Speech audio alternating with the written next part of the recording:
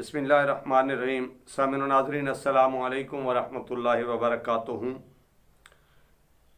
कल वादा किया था कि कब्ज़ के लिए आपको कोई ना कोई नुस्खा पेश करेंगे।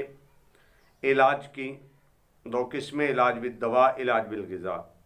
हमारी कोशिश होती है कि आपको इलाज बिल ग़िज़ा बताएं जो कि आसानी से हो सकता है।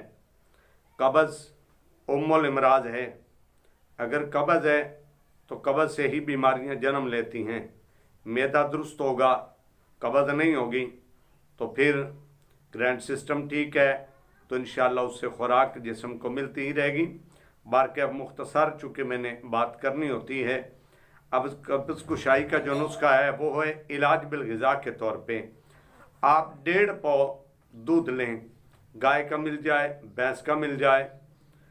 दूध 1.5 पाव दूध में एक छटाक आपने गुलाब के असल फूलों की गुलकंद हासिल करें।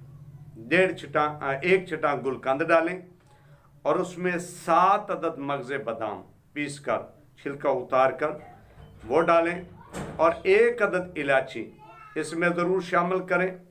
इलायची के दाने निकाल कर उसको छिलके को भी उसमें डालें और दाने भी उसमें डालें और अच्छी तरह इसको उबाइल करें। उबाइल करने के बाद ये गरम गरम उतारें और जब नीम गरम रह जाए, नीम गरम पी कर सो जाएं। खाने के कम अज़ कम आप 1 से 1.5 घंटे के बाद ये खुराक इस्तेमाल करें। हफ्ते में 1 बार ज़रूर इस्तेमाल किया करें। इससे मैदे की अंतड़ियाँ नरम होती हैं और कब्ज़ कुशा भी है। इससे अगर कब्ज़ कुशाई होती रहेगी तो इंशाअल्लाह आपका मैदा दुरुस्त रहेगा, खुराक ठीक हज़म होगी। खुराक दुरुस्त हज़म होगी तो फिर जिस्म में तवानाई पैदा होगी, जिगर खून पैदा करेगा।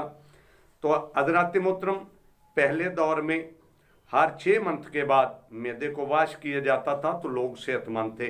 इंशाअल्लाह अगली वीडियो आसान मैदे को वाश करने का आसान तरीका बताएंगे जिससे आपके मैदे में और भी तक़वियत पैदा होगी। तब तक के लिए इजाज़त दें। तुम्हारा और मेरा अल्लाह हमी नासर। अस्सलामु अलैकुम वरहमतुल्लाहि वबरकातुहू।